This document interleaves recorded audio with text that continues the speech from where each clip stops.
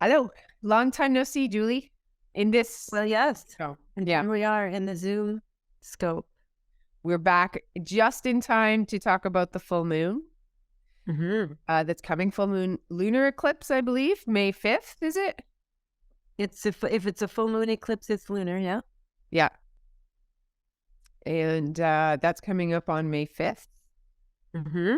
I'd also Yep. like to see if we could talk about the Mercury retrograde and the Venus retrograde that's coming and the full moon today. So let's what can you tell us about this full moon other than the coronation that Oh, Charles is oh having? yes. Yeah, I can definitely say something about the coronation. It's quite wild.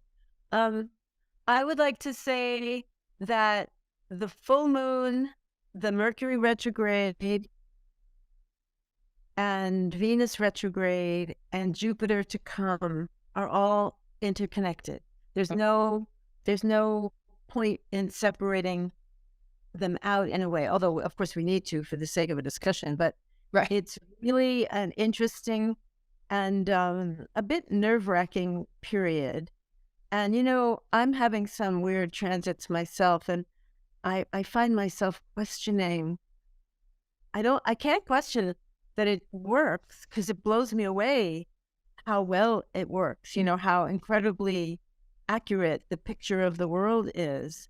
But I'm starting to wonder why we bother, since, it's so hard to make a real transformation happen. We just seem to dance to the strings of the marionette puller. It's quite wild. So the Mercury retrograde occurred at 15 degrees of Taurus. It will go direct at 5 degrees of Taurus. Uranus entered the zone of 5 degrees of Taurus in June of 2019. And it only recently finished up with 15 degrees of Taurus, right? So you have Mercury cutting a swath in the sky between 5 and 15 degrees. Uranus recently was there over a couple of years because Uranus is much slower moving than Mercury. And Jupiter in this year will go into Taurus on May 16th. It will hit the 5-degree mark in June. It will make a station at 15 degrees. It will retrograde back to 5 degrees, and then it will go forward again and hit 15 degrees, and then it will go on to its next iteration. And that won't be till February or something of 2024. So those are So the this hot whole, spots in the sky. Those are the sensitive spots in the sky. yeah, so you see this 5 and 15 Taurus thing happening. So the full moon that's coming up this week is at 14 degrees of Taurus, close to Scorpio, but close enough for me. Right. And then you have to think of, well, what does the midpoint of Taurus represent? Well, the midpoint of each of the fixed signs, so Taurus, Scorpio, Aquarius, and Leo, are the 4 power points of the year. Not PowerPoint as in projection, but the points of power in the year, right? There's the 4 cardinal points, which are the solstices and the equinoxes. And then there are these 4 midpoints, which are exactly between the solstices and the equinoxes. And they represent real powerful energies that that cannot be messed with. Like they're like the 4 horsemen of the apocalypse points, Okay. right? So Beltane, Imbolc, Lammas, and Samhain all fall on these 4 points, where they're all meant to fall on these 4 points. That's where they originate from, is the power of these midpoints between solstices and equinoxes. Right. So we have a Mercury station, a full moon eclipse, and a Jupiter station to come, all at the midpoint of this, horseman of the apocalypse. So we're in it. We're in something that's pretty intense. Right. And I mean, apocalypse, look at Michael Meade and he'll tell you that apocalypse means not just the end, but also the beginning. Like, I don't mean apocalypse as in all we can expect is, I don't know, pestilence, war, famine, and death, or whatever the 4 horsemen of the apocalypse represent. But it's It very intense. It's very, if you're looking at it symbolically, it's telling you that this year is an intense convergence along that point. And there's no point in getting frightened of this. I mean, this point has always existed. Some of us, myself included, have placements exactly on that point. I guess it makes us have to deal with power. And certainly I've never been, I've never met a premier or a president. So it hasn't been that kind of power in my life, right? It's personal power, right? So, Yeah.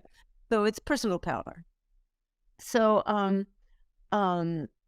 I think that the Mercury retrograde, in particular, or from April 21st to May 14th, is about the fact that we must look back to what's happened since mid 2019, and we all know what that is. We must look back to go forward, right? So Mercury retrograde asks us to be reflective. We must look back if we want to go forward. So, and then Jupiter will come along and carry us forward, right? And so I think, Taurus represents resources, values. It's really the essential meaning of Taurus is about value. It's about really, don't kid yourself. We live in the world. It's a world that matters, but he who has the most toys doesn't win, right? It really matters what our values are. So I think this is a question of the power of your values. And the question, especially while Mercury's retrograde, is how powerless do I feel? How empowered do I feel? What's going on, that kind of thing. So for some people, it's obviously going to be much stronger than others. The fact that the new king is being crowned on the full moon is quite interesting. Now, I just want to say that was a very powerful reaccounting of what's happening. It feels very clear. So I don't have any question about the fact that it's an accurate description of where we are. My question is, how can we apply it? Like, why don't we apply it? Or how are we applying it? Anyway, I interrupted you. I'm sorry. No, and I think that is the question. That's the relevant question: is how do we apply that? And I think you're right on with what do we value? Do we value material wealth and possessions over human suffering?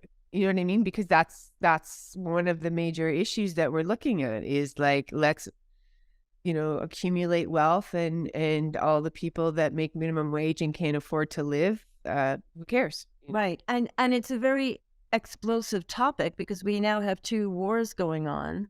Right. 2 major wars. There's more than just 2 wars going on. There's lots of wars going on.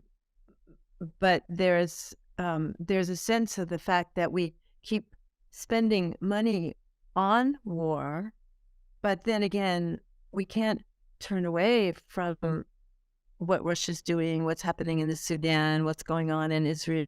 It's like these are all things that it's a very intricate web of values when you think of the whole world, but in our own lives, it's not so confusing. Right. But I think that, each of us looking at what do we value, what are reevaluating what we value is really important on an individual level for sure. Right. Yeah.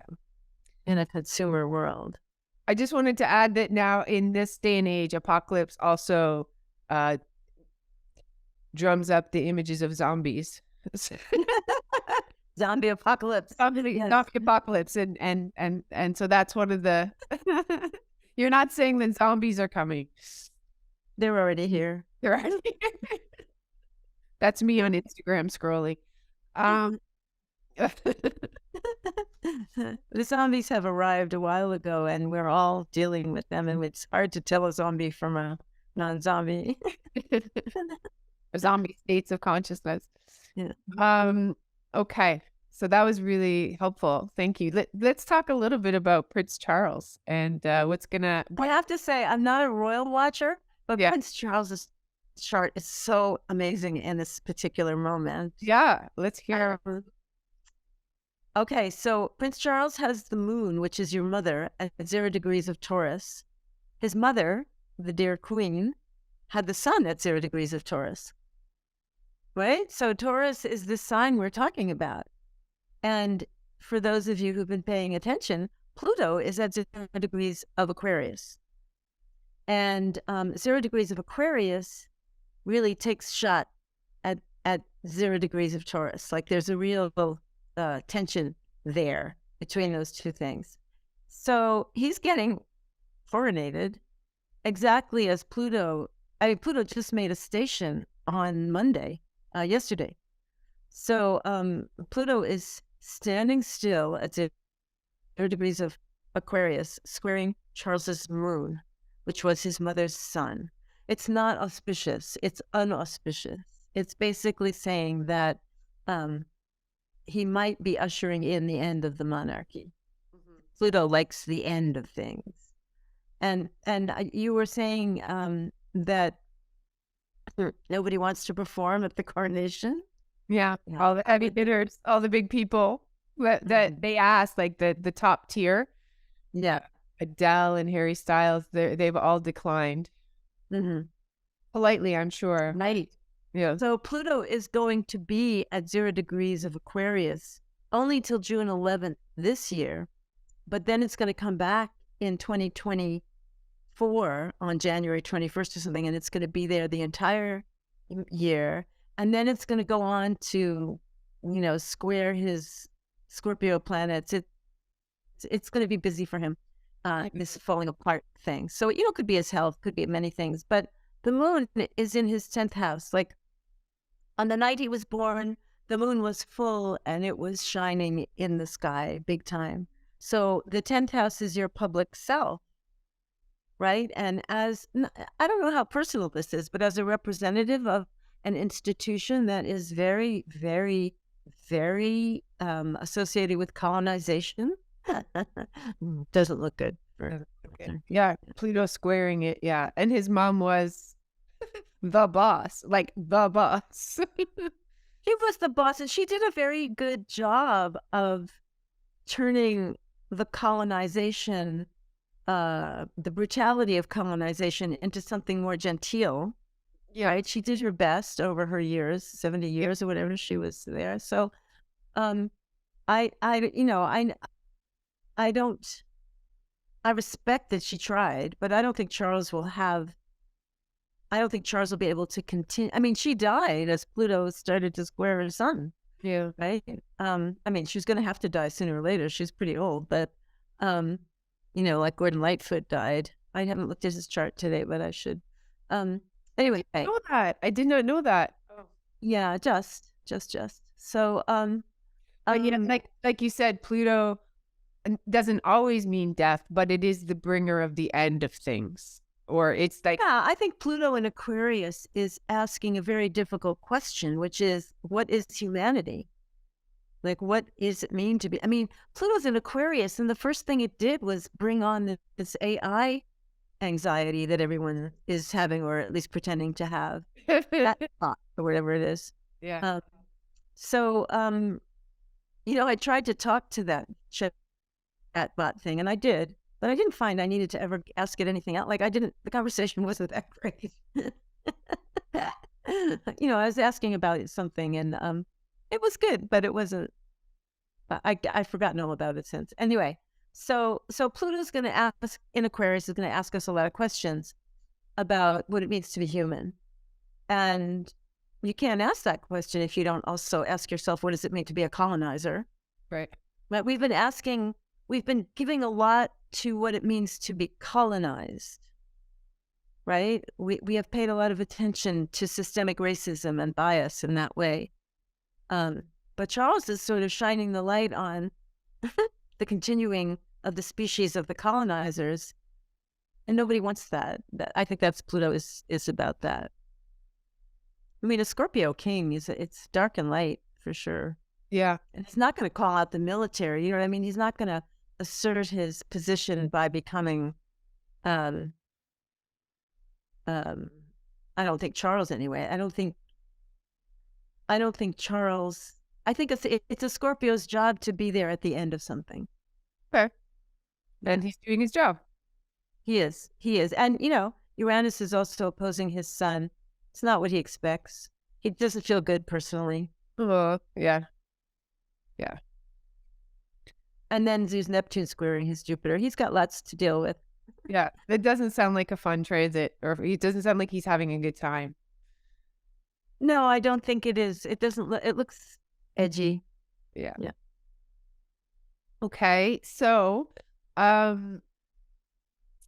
we've talked. Oh yeah, that was a lot. The other thing that I wanted to talk to you about was Venus retrograde that's coming up in July.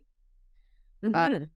And yourself, me, and our friend Erin are going to do a video and post it to help people do not a DUI, a do it yourself version of a ritual if you would like to do one. So Yeah, I I've been thinking a lot about this, and I've been looking at the um the, the way that myth is not working in our world, right? Myth, mythology or myth is meant. Astrology is mythological, right? And it's a way that we look at the mythology that the sky tells us as individuals, right? It's very amazing. But if a myth doesn't have a more collective meaning, it tends to be, useless, right? So we are very alienated from the power that myth um, allows us or gives us.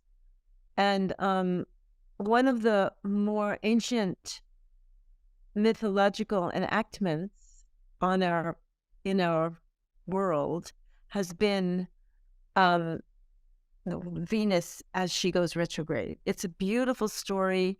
It's absolutely accessible to the naked eye, and for thousands of years there were, I don't know, religious rites that people performed in keeping with Venus retrograde cycle.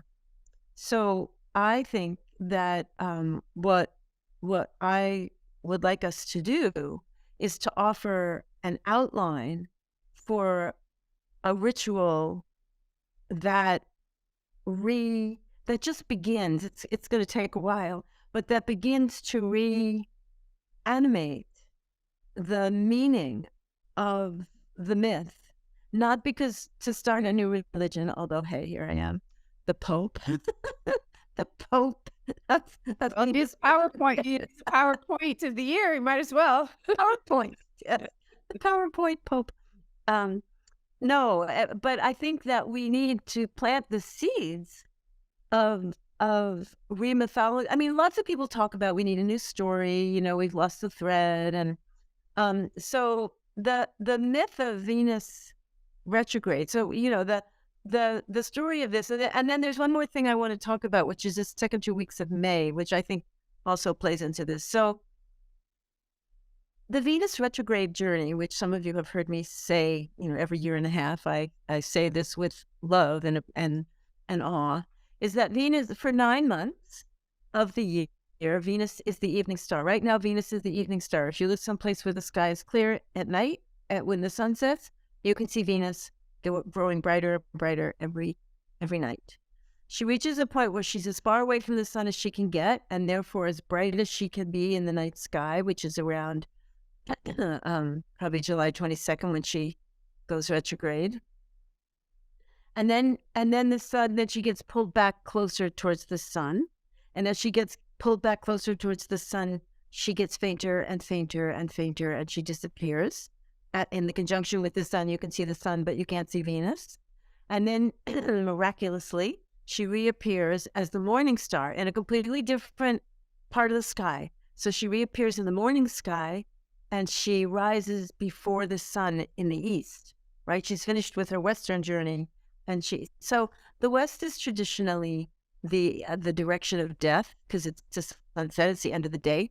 It's where we let go and where we lose. And so the stories that have arisen with Venus retrograde have to do with Inanna and Demeter, and the idea that the goddess has to surrender, has to descend into the underworld, and if she's lucky, which she always is, be reborn. But when she's reborn, she comes back as the morning star. The morning star Venus represents a much more determined Venus. It's a much more, okay, if this is what matters, then I'm gonna go there and get it. I'm gonna do what has to do.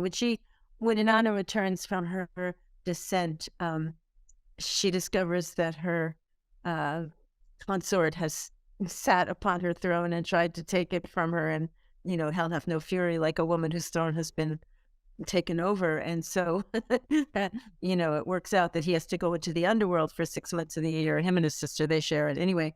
But I think that a lot of people like to tell this myth as if it's about agriculture, and of course it can be about agriculture to some extent, but it's about death. It's about the inevitability of losses and the need that we have as humans to be willing to accept and believe in the process of dying and being reborn, right? So it's our own death, like we're all going to die. We know this, but we don't really know it. I can vouch for that. But it's also that, culture dies, and we're in it. We're in that. So I think that for people to do, even if you just do it by yourself, but to really cobble together some kind of ritual that allows you, in the period when Venus is going to be retrograde, to create a descent and a return, an image of descent and return that you can believe in, would be very, would be a wonderful seed to plant. Yeah. Yes. And I think, to your point, I think it is really important that we do have those meaningful rituals that help us connect with, what's happening in the sky, on the earth, and be able to bring meaning to it within ourselves, our own meaning, and know that we're going to ascend after we descend, knowing that there will be life after the death. Right. And that life will be determined. Venus as the evening star is beautiful and erotic, I suppose, and like a pleasure. It's all about, if you're not sure what your values are, ask yourself what gives you pleasure. Right. Values are rooted in pleasure. Like in early life, the things we enjoy are the things that we grow into our values. There's a long story there. Yeah. And we prioritize time and money on those things. So if I think you told us once, look at what you spend money on. That will show you some of where your pleasures are, what your Venus is, like where you choose to, it doesn't have to be money. It can be time as well if you garden or right, exactly. Like that. So that will show you where your Venus is at. That's right. Good. Right. So Venus is going to be retrograde in Leo. Okay. Leo is the sign of gold and, royalty, right?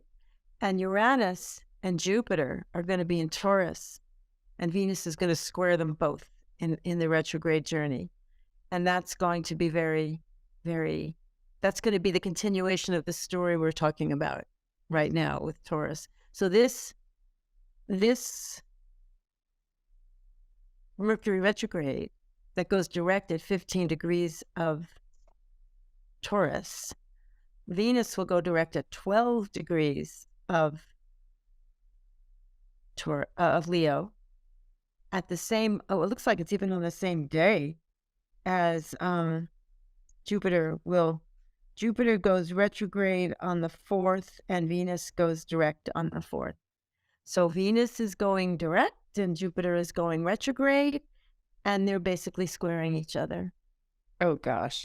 So when Leo and Taurus square each other, it's a real fight between Leo saying, I'm the greatest, give me more gold. And Taurus saying, well, we need to eat.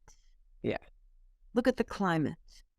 right? So there's lots of things that will get stirred up in the world. And, they're already stirred up. It's like none of this is going to be a surprise, right? Um, but, when you hear let's say in Ontario, they want to create more mines and they just want to barrel on through creating the mines. And then you hear the Indigenous people saying, well, most of those mines are on our land. We need to be part of this conversation. And the government saying, we don't have to talk to anybody. We can just do what we want, right? Well, No. the Indigenous voice is Taurus, right? And we'll see what Venus does with that um, that their land, because Venus is in Leo, but it's not so much that Venus necessarily wants to destroy the planet. No. It's that Venus needs to make the transition from being simply about what will, I don't know, feed my, in Doug Ford's case, what will fortify my supporters, my the people who invest in me, which are not the people. But when Venus goes direct and it changes into this determination, the square at Jupiter, like and Uranus, there's a fight going on. There's a challenge going on. So in our own lives, we can see, you can look at your chart, you can see what house you have Taurus and what house you have Leo, but you can also look at your life, if you don't know that, and ask yourself where that struggle is going on and what has to die. Right. That's not. Yeah, and as you said, like dive, and also like what reprioritize what you value, or to define what you value. Right. So the whole first half of the Venus retrograde is about that process, Right. From July 22nd to August 13th. And then the second half begins. Gosh, it's long. It's long. Long. Yeah. It's a beautiful gift from the sky. Yeah. It's not, this is the thing that I keep asking myself lately. Venus isn't up there doing something to us. Right. The journey of the planets reminds us to pay attention to things. So when Venus is doing this very dramatic retrograde, I think we're being reminded to pay attention. Venus went retrograde in Gemini and squared Neptune when George Floyd was murdered in public. And Venus was a Gemini, and his exit line was, I can't breathe. And Gemini rules the breath. Right? It was dramatic, astrologically dramatic. It was dramatic on many levels. But I can't, even so, I don't think Venus was up there encouraging George Floyd to sacrifice his life or some cop to act, in an insane way. There are other options. Right. And when we ground the myth in our own lived life, we make better choices with those options. That's what I think. Okay. Sounds like a good aim. Make better choices. Right. It's my little contribution to the human race that we could plant these seeds. Absolutely. And I think they're meaningful. I mean, I do feel grateful to have community and to have these teachings, and they do provide meaning for me. And I feel like there's a lot of people that don't have meaning, and meaning is subjective. It shouldn't come from somebody else. It should come from yourself, right? And so to cultivate a sense of meaning and purpose is really important. Right. So the thing is that, not to sound like just like a dinosaur, but people are confusing meaning with information on account of the internet, right? People say, well, don't give me a ritual, just tell me what Venus retrograde means, right? Yes. It means this, it means that. Let me plug it in and I will give a brilliant interpretation, or I will understand, I will go, wow. I will be impressed, right? It's not that. It's that we are the grounding rod. We are the lightning rod, the grounding rod for the energy of this story that is, I mean, Venus goes retrograde every 18 months in a Yeah. different sign, activating different planets. Some are more dramatic than others. This one's dramatic. Yeah. As was the 2021 one in Gemini with George Floyd, also very dramatic. Um, yeah, and I think that's a really good point about confusing information with meaning, and I think that that's a really important uh piece, because the integration of information and then the development of that within your own being with experience creates the wisdom or the meaning that is internal, and it doesn't come from an external source. You have it in yourself, and you don't have to rely on something external to give it to you. Right. And so you get closer to truth. Yeah. So that's a very good point. And that's why the thing that's interesting that I find in rituals is that it does create the sacred space for you to enter into a deeper place within yourself. And it's way more interesting there than any Netflix show. Like, there's a world in there that you connect to that is just as alive and has just as much more meaning and just as compelling and interesting, and it's in you and it's yours, and it's connected instead of disconnecting, you know, and going outside of yourself. It's fine to watch that stuff. I'm not saying I don't, but I'm just saying that No, this is why ritual is something that we could use to reanimate ourselves as a living species. yeah, like, oh, our soul is alive, we are alive. Yeah. So mhm. Okay, Julie, that was awesome. Nice. So I just want to give a nod to the second half of May, Okay. because Pluto in Aquarius, Jupiter newly hatched in Taurus, and Mars in Leo are going to make a T-cross. Oh my gosh. And Oh. it's quite a dramatic, it's quite a little drama there astrologically. It's not the same degrees as the Venus retrograde, but it's the same signs. And of course, you know, Pluto is going to be on its way back to Capricorn by mid-June. So Jupiter goes into Taurus on May 16th. It squares Pluto on May 17th. Mars goes into Leo on May 20th, and it opposes Pluto on the same day, and it squares Jupiter on the 23rd.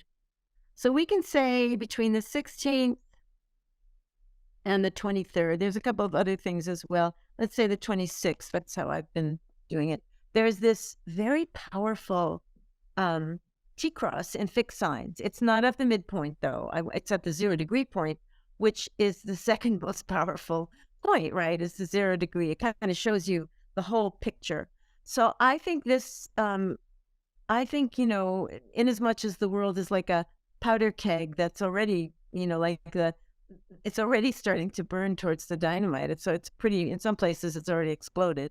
This looks like, this looks pretty explosive, but also implosive, you know. Anyway, it's about power. Mars is about action. Pluto is about death and rebirth. And Jupiter is about what you believe in. So in a way, the most dangerous of the three is Jupiter, because Jupiter is like the holy war, right? Jupiter is like your willingness to fight for what, you know, to die for the truth.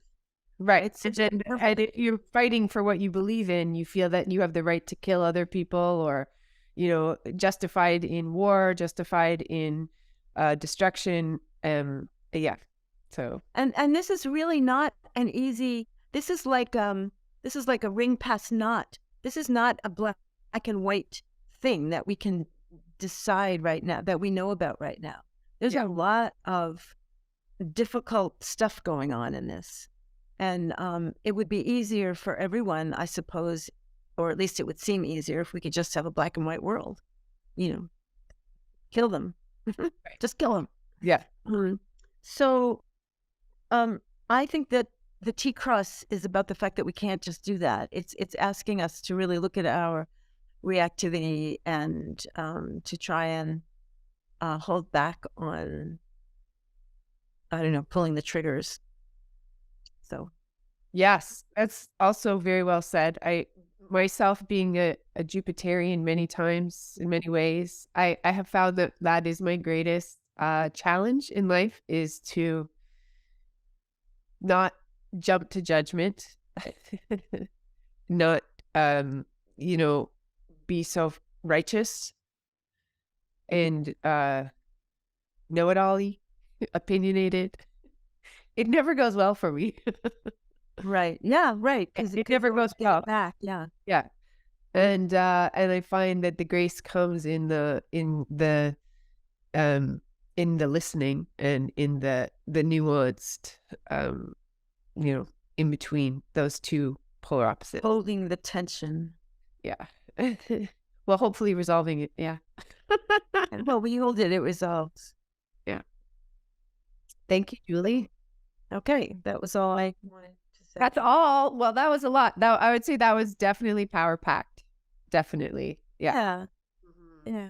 And so, just so everyone understands, there will be a video coming with Sarah and Aaron and me, a kind of how to, Yeah. if you want to do your own ritual. Yeah. We don't know exactly when, but maybe early Record at June. the end of May and probably Yeah. get it to you by early June. I Yeah. think. Yeah.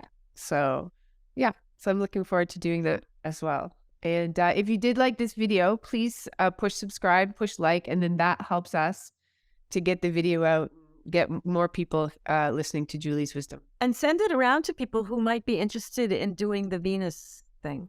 Yeah, people, you can get together your own group of people and do it. Yeah. Yeah. I really want to plant that seed. Thanks, Julie. I'm looking forward to it. Looking forward to our next adventure. Okay. Me too. Always.